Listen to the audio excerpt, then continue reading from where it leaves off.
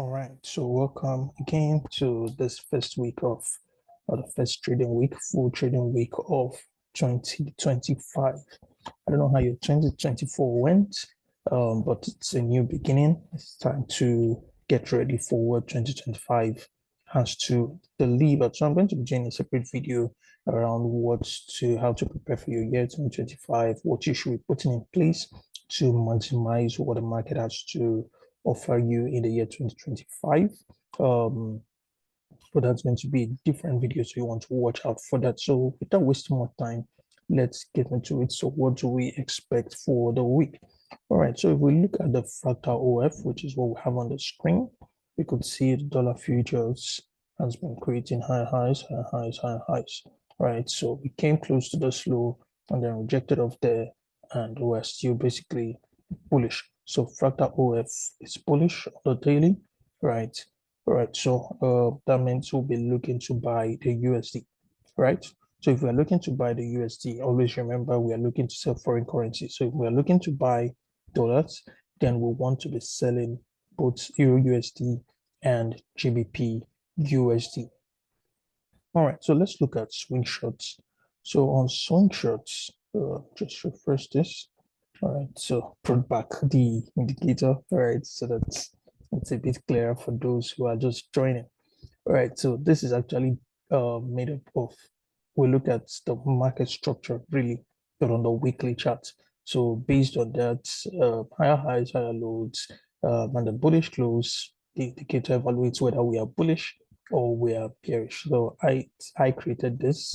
It's a swing short indicator, and so it's an EA I created to let us know what the situation is in the market. And of course, when you have ash like this, it basically means that the market is inconclusive. That's basically what it pointed out. So you could see we had an inside bar this week. So basically leading to an inconclusive buy. It's all right, but for the week, this week, at the moment, we are bullish.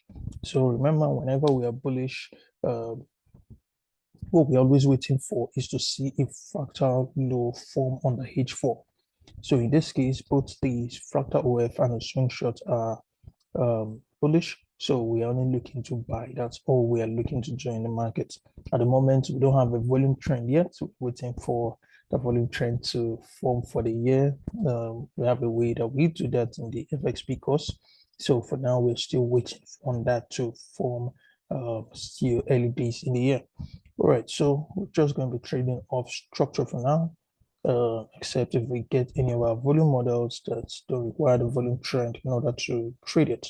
We have a couple of those. So we've created this fractal low on the H4. So what we're expecting price to push down, take it out, and then give us a reason to go up. So that's basically what we are expecting on the fractal OF and the swing shots. We're expecting price to push down all the way, take this out, and then give us a reason to go up.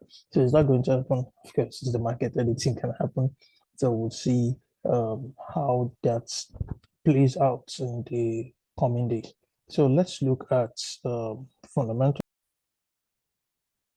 All right, so if we look at Forex Factory, we could see what to expect for the year too. We're basically done with Monday. So this is Tuesday. We're going to be seeing a couple of medium events, medium impact events, which you still want to keep an eye on. CPI from the Eurozone, I've mentioned it before. If you've been following me for a while, it's almost a dud event, right? So usually TGI just comes in line with expectation or with forecast. All right, the other things to expect for today is the ISM services PMI. This will be watched closely, as well as the jobs openings. All right, so it will be happening around 4 p.m. my time. And then on Wednesday, we're going to be having the ADP non-farm employment change as well. So you want to keep an eye on that. And this week, the unemployment claims is going to be coming in on Wednesday as well. So you want to keep an eye on that. Then later, I don't think this is going to have much of an impact. The FOMC meeting minutes will be released as well. And then on Friday, we have the big one, which is the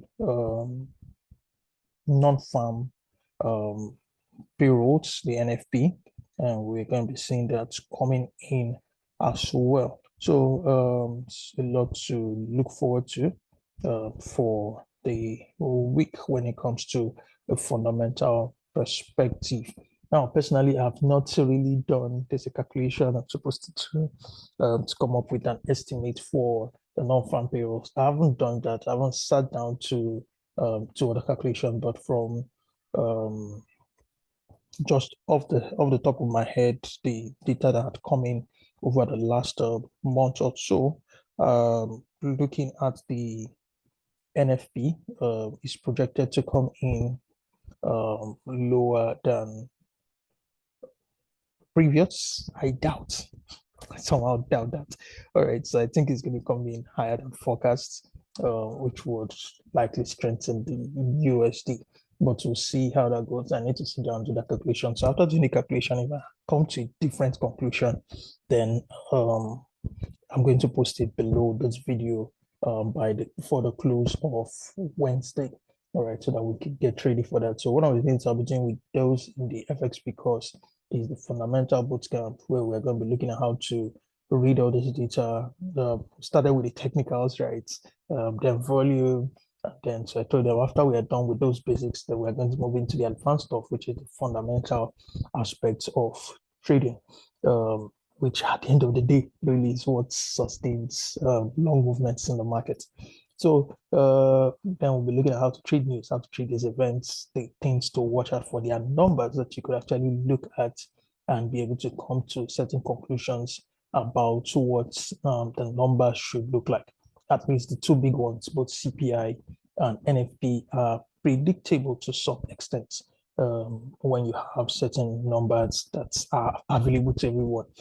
Interest rate decision is a different kettle of fish. Usually, you could anticipate what they will do, but of course, the FOMC sometimes can also just surprise you and or whatever. But we're looking at how to also maximize these trade releases that come once a month or once in 2-3 months in the case of interest rate decisions.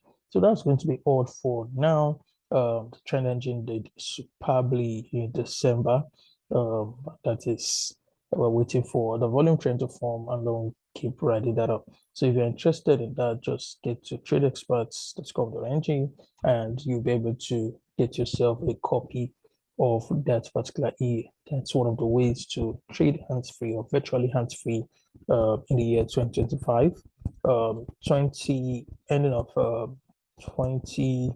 So from beginning of 2024 to the end of 2024. So the test I did before was October 2023 to October 2024. So but if you just run the E from beginning of the year to the end of the year, you're still averaging close to 90-something% on EU and over 100% on GU, using 0.5% to risk per trade.